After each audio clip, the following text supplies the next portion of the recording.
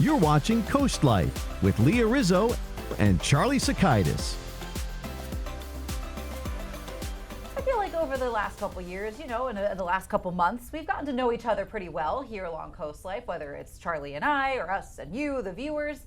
But we always like to get to know each other a little bit better. So we did this a few weeks ago where we kind of assembled a random assortment of questions. And we're going to kind of do that again here because I think they're just kind of fun. And before we get started, because this is going to be a little bit quick fire, I also want you guys, I'll put something up on Facebook. I want to do sort of a mailbag segment coming up at some time in the future. So if you guys have questions specifically about the show, or you want to ask Leah and I stuff to answer, we'll put them up there on Facebook, and maybe in a couple weeks we can kind of cobble enough together and we'll do another something similar. But let's get into the questions of today. I like where your head's at, Charlie. So here we go. What are some of the reasons that you block people from your social media? Now that I do what I do, I honestly, on my personal one, if I don't know you directly, I just don't have people on it. But if it is something on like Twitter, generally if somebody is being racist or bigoted or just mean for no reason, those are the pretty kinds good of reasons things to block somebody, I would say. Yeah, I think if I feel like somebody has put me in an uncomfortable situation before on social media, that's instant block. Yeah. I don't know you, don't want you to know anything more about me than you do from social media.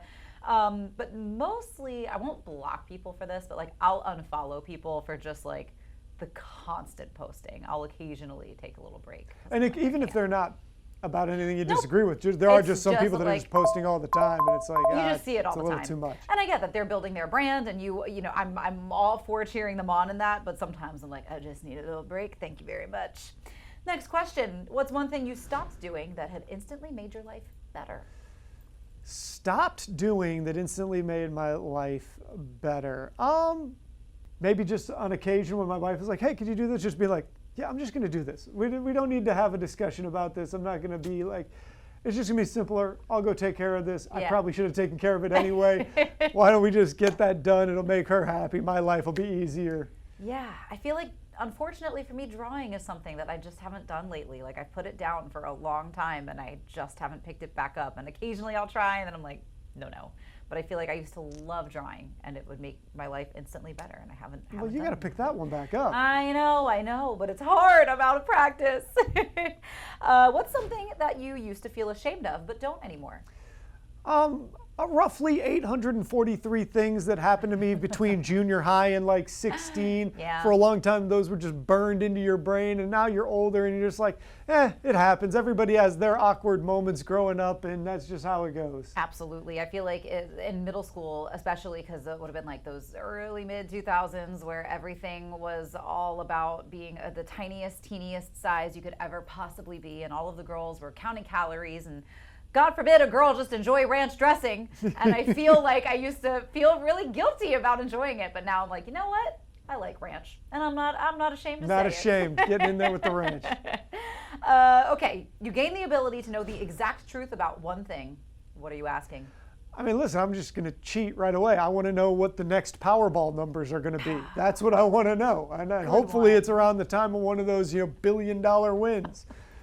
See, I'm over here is Atlantis real? That's what I need to know.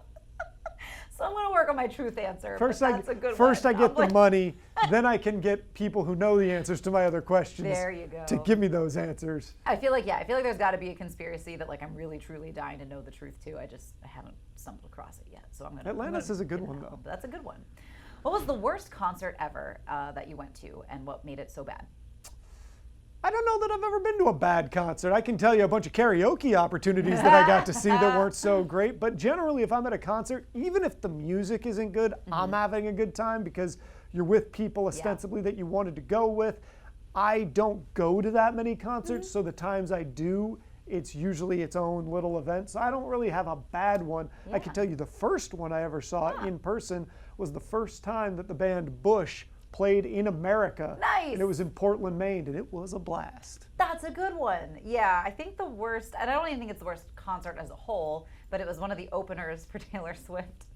Camila Cabello, I love you, girl, but she was not hitting the notes. And they're There's a reason she is no longer part of Fifth Harmony. Little pitchy, little pitchy. She was not bringing the harmony to Fifth Harmony, that's for sure. But yeah, she was like, "Ooh, I don't know what that was." Like, she stopped herself, and we were like, "Oh no, Camilla." And finally, most expensive hobby you have, Charlie? I'm a golfer. I mean, it's really simple. Golf is far too expensive. It shouldn't be as expensive as it is, but that is my hobby, and it drains my bank account all the time. There you go. Probably roller skating. It shouldn't have to be an expensive hobby, but when there's so many cute roller skates that must be had, you're like, ooh. And we haven't even got to the hospital bills yet. No, we haven't. Not yet.